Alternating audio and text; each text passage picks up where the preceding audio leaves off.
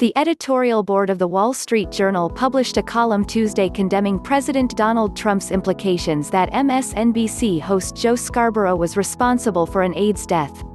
The column, titled "A Presidential Smear," deplores Trump's baseless accusations against the Morning Joe host.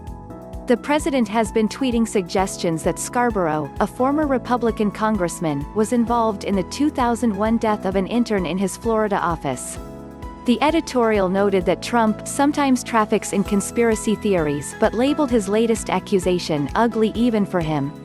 Lori Klausutis, 28, died after hitting her head on a desk.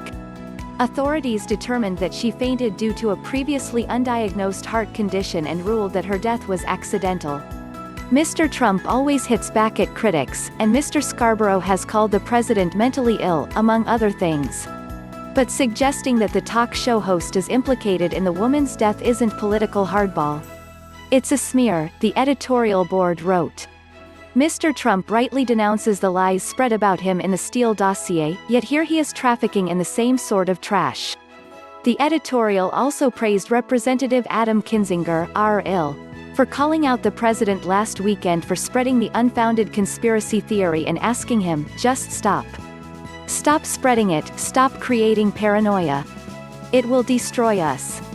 The board acknowledged it had little expectation the president would stop. Perhaps he even thinks this helps him politically, though we can't imagine how, the board wrote. But Mr. Trump is debasing his office, and he's hurting the country in doing so. From HuffPost.